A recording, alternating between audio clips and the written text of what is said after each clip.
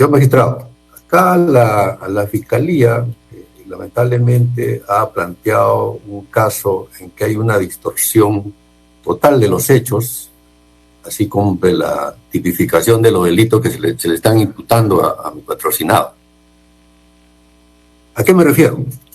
Según la disposición de inicio de diligencias preliminares, se le imputa a mi patrocinado el delito de rebelión y alternativamente el delito de conspiración, ¿no? Según lo señalado por la Fiscalía. Ahora bien, ¿qué significa el delito de rebelión? Creo que es importantísimo para poder entender este tema, que al final es un tema de puro derecho, ni siquiera es un tema de prueba, señor juez supremo. El delito de rebelión tiene como elemento objetivo fundamental el hecho de que el sujeto activo se alce en armas, ¿no?, para variar la forma de gobierno, de poner al gobierno legalmente constituido, en fin, no. Pero quiero detenerme en el tema alzamiento en armas. ¿Qué significa alzamiento en armas? Alzamiento en armas es indudablemente, y ya la jurisprudencia también lo ha señalado, está vinculado a la violencia, ¿no? Por ejemplo, sería bueno tener en cuenta en los recientes casos que han ocurrido en otros países, ha habido dos situaciones de rebelión conocidas. El caso del presidente Fujimori, el año 92, cuando disolvió el Congreso, sacó un decreto ley en el Congreso, intervino a todas las entidades públicas, detuvo inclusive a los congresistas, cerró el Congreso, impidió que los congresistas ingresaran al Congreso, en fin. Hubo alzamiento en armas porque hubo violencia. El mismo caso también ocurrió de rebelión, el caso de Antauro Humala. También fue condenado por rebelión porque ahí sí también se alzó en armas, eso es evidente, no se requiere mayor detalle. En consecuencia, el tema es el siguiente: acá hay una vulneración flagrante del principio de legalidad establecido en la propia Constitución política, que señala que todo delito, ¿no?, tiene que estar debidamente tipificado en una norma. Y es más, toda persona solo puede ser procesado o condenado por un delito que esté tipificado en la ley. Entonces la pregunta es la siguiente: el hecho de haber hecho una declaración pública, ¿no?, señalando la disolución del Congreso y la reorganización del Sistema Nacional de Justicia, ¿no?, entre otros aspectos, ¿se considera un delito de rebelión? ¿Es un hecho de alzamiento en armas?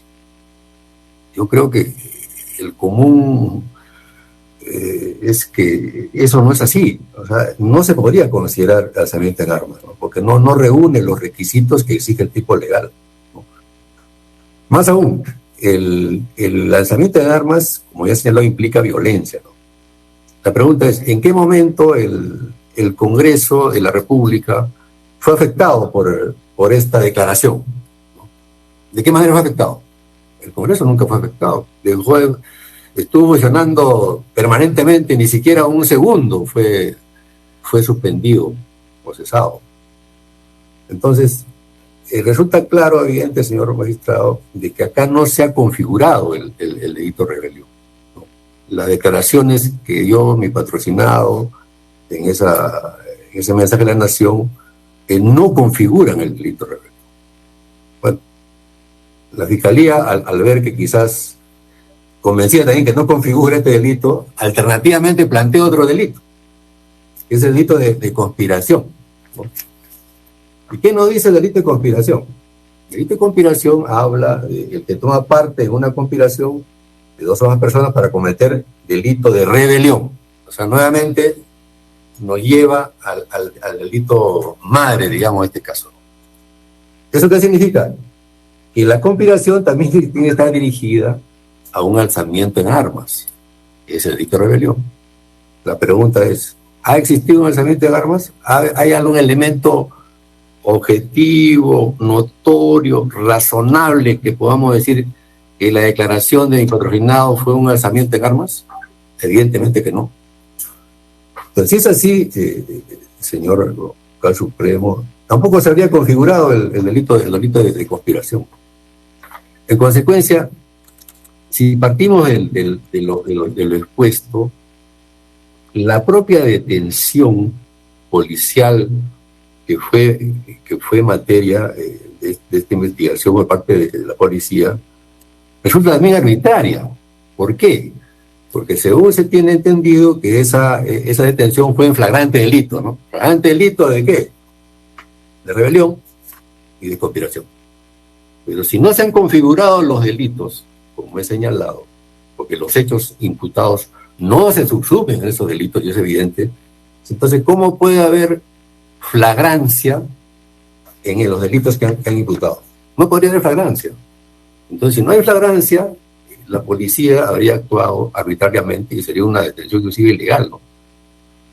En todo caso, se hubiera requerido una orden judicial, ¿no?, para la detención de patrocinado, cosa que no ocurrió, como lo exige la Constitución.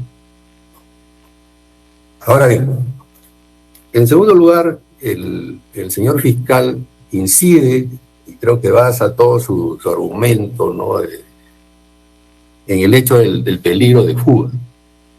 El peligro de fuga porque mi patrocinado, según dicen, se estaba dirigiendo a la Embajada de México para fugarse del país, en fin, ¿no? Pero acá tenemos que aplicar los principios de razonabilidad, ¿no? ¿En qué sentido? ¿Cómo puede haber peligro de fuga en relación a unos hechos que no configuran los delitos imputados, como son los de rebelión y conspiración? Entonces, ¿cómo puede una persona querer fugarse, ¿no?, cuando no ha cometido los presuntos delitos que le están imputando, y cuando los hechos no se subsumen en esos delitos? En consecuencia, desde el punto de vista del principio de razonabilidad, no podemos hablar de peligro de fuga en este caso, ¿no?, porque sería intrascendente y inocuo hablar de peligro de fuga, por lo que he señalado, ¿no? No hay los elementos de convicción suficientes, evidentes, objetivos, que permitan afirmar que efectivamente había la presunción de los delitos imputados.